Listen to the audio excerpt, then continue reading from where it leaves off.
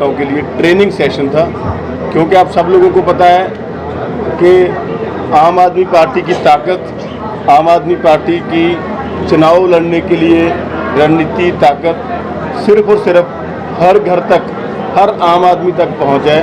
और उसके लिए आम आदमी पार्टी के पास एक ही जरिया है, वो है बूथ कमेटी। दूसरी पार्टी पैसे के सिर पर, बड़े बड़े लूट के पैसे के सिर पर चुनाव लड़ती हैं या चुनाव लूटती हैं, पर आम आदमी पार्टी सिर्फ और सिर्फ बूथ कमेटियों के माध्यम से अपनी आवाज़, अपना मैसेज, अपनी सोच हर घर तक पहुंचाती है। और बूथ कमेटियां ही आम आदमी पार्टी का चुनाव लड़ती हैं और चुनाव जीतती हैं। तो मध्य प्रदेश में बहुत सफल महारैली करने के बाद, ग्वालियर की महारैली करने के बाद, अब सब लोगों ने देखा है कि उस दिन कैसे पूरे मध्य प्रदेश में जो है सड़कों के ऊपर आम आदमी पार्टी के ही वॉलंटियर्स, आम आदमी पार्टी के ही झंडे उस महारैली के दिन दिख रहे थे। तो वो बहुत सफल महारैली करने के बाद अब आम आदमी पार्टी हर बूथ तक, हर गांव तक, हर वार्ड तक जो अपनी बूथ कमेटी है वो बनाने जा रही है।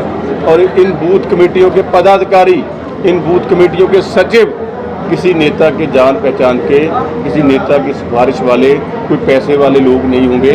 इन बूथ कमेटियों के सचिव, इन बूथ कमेटियों के पदाधिकारी वही लोग होंगे जो अपने गांव में, अपने बूथ पर सबसे ज़्यादा सक्रिय रहकर, सबसे ज़्यादा एक्टिव रहकर अपने गांव के लिए, अपने प्रदेश के लिए, अपने देश के लिए, अपने लोगों के लिए काम करने का जज्बा, काम करने की नीयत रखते हों, वही इन बूथ कमेटियों के पदाधिकारी बनेंगे, वही इन बूथ कमेटियों के सचिव बनेंगे। और ऐसे मध्य प्रदेश के हर गांव में से, हर गली में से, हर मोहल्ले में से अच्छे लोगों को इकट्ठा कर ये बूथ कमेटियां आम आदमी पार्टी की ताकत बनेंगी। उसके लिए आज यहाँ से जो एक ट्रेनिंग से शुरुआत की गई है, इसके साथ ही जितने भी पदाधिकारी आए हुए हैं सब में बहुत रोष है, सब में बहुत गुस्सा है कि किस तरीके से जो मध्य प्रदेश की सरकार है वो पहले लोगों की लूटपाट करने के लिए लगी हुई थी।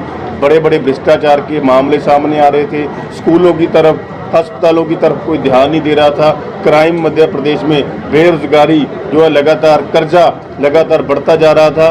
पर अब इसके साथ साथ जो सबसे घिनौनी हरकत जो मध्य प्रदेश में हुई है, जिसने पूरी इंसानियत को शर्मसार कर दिया है, कि वो मध्य प्रदेश की बीजेपी के नेताओं का जो अहंकार है, मध्य प्रदेश के बीजेपी के नेताओं का जो सत्ता का नशा है वो इस कदर बेकाबू हो चुका है, इस कदर के वो उनका अहंकार बढ़ चुका है कि उन्होंने सारी इंसानियत को शर्मसार करने वाली घटना आप सब लोगों ने देखी है कि कैसे बीजेपी का एक नेता अपने अहंकार में, सत्ता के नशे में एक गरीब आदिवासी के चेहरे के ऊपर पेशाब करता। जब ये आप सब लोगों ने देखा, जब ये वीडियो पूरी दुनिया में गई, तो एक बहुत गलत मैसेज, एक बहुत घिनौना जो मैसेज है वो बीजेपी ने पूरे देश में और पूरी दुनिया में छोड़ा है। और इस सत्ता के नशे को चकनाचूर करने के लिए, इस अहंकार को चकनाचूर करने के लिए अब मध्य प्रदेश के लोग जो हैं वो तैयार बैठे हैं। अब जब बीजेपी के नेताओं ने ये, जिनको जो अपने आप को मामा बनाकर पेश करना चाहते हैं, शिवराज सिंह चौहान जी ने, जब उन्होंने देख लिया कि अब चाहे गरीब आदिवासी हों, चाहे गरीब लोग हों, वो इन अहंकारी नेताओं का गला पकड़ने के लिए तैयार बैठे हैं, तो आज बड़े बड़े ड्रामे कर रहे हैं। आज विक्टिम के घर पे जाकर उसके पाँव पकड़ने की कोशिश हो रही है, उसके पाँव को धोने की कोशिश हो रही है। मैं शिवराज सिंह चौहान जी से पूछना चाहता हूं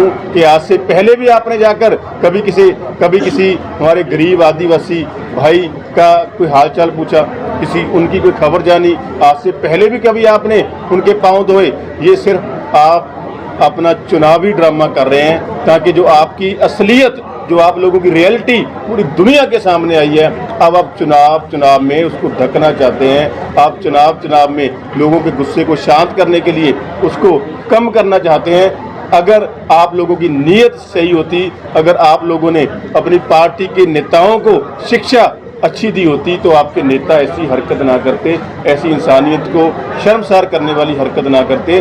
और यहीं पर नहीं, ये हरकत होने के बाद भी इस मामले को दबाने की लगातार कोशिश की गई है। ऐसे सबूत मैंने देखे हैं कि इस मामले को लगातार दबाने की कोशिश की गई है। एक एफिडेविट सोशल मीडिया के ऊपर वायरल हो रहा है जिसमें विक्टिम से लिखवाया गया है कि इस मामले में किसी भी शिकायत को शिकायत ही ना समझा जाए। ये दबाने की कोशिश नहीं है तो और क्या है। तो पर अब ये गुस्सा लोगों का, ये लोगों का रोष बीजेपी के खिलाफ थमने वाला नहीं है। चाहे वो वोट के माध्यम से निकले, चाहे वो कैसे भी निकले, बीजेपी को आम लोग इकट्ठे होकर करारा जवाब देकर गए। ये सीधी वाली घटना हुई, आप लोग वहाँ पहुँचे? हमारी पार्टी के कार्यकर्ता एग्जैक्ट डेट और फोटोज आपको भेज देंगे। इसका हाँ, प्रेस में भी आया, ज्ञापन भी दिया कलेक्टर साहब को, सब ने दिया है। हाँ, पीड़ित परिवार तो थाने में रखा गया था ना उनका। आपको तो पता है पीड़ित परिवार से तो एफिडेविट तक लिखवा लिया गया है वहाँ पर रखकर। और मैं आपको बता दूं, बिल्कुल ये घटना होते ही आम आदमी पार्टी ने इसके ऊपर अपना जो बनता काम है वो किया है। इसके ऊपर अपनी आवाज भी उठाई है और ये आवाज उठने से ही लोगों में बात गई है और ये आवाज उठने से ही लोगों का गुस्सा बीजेपी के खिलाफ निकलना शुरू हुआ है।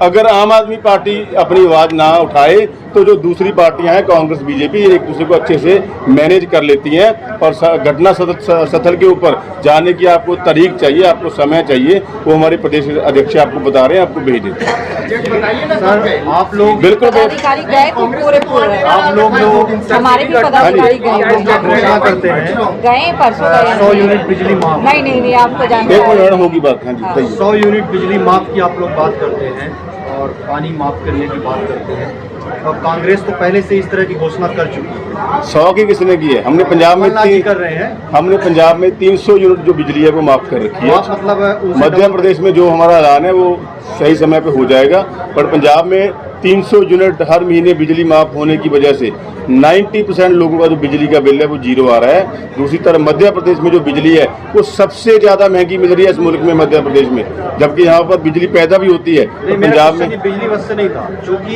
जिस तरह से आप लोग घोषणा करते हैं कि किसानों का कर्जा माफ होगा, फ्री बिजली मिलेगी, फ्री पानी मिलेगा, सेम उसी तरह से कांग्रेस भी घोषणा कर रही है 500 में सिलेंडर मिलेगा। उसको कैसे डिफेंड करेंगे?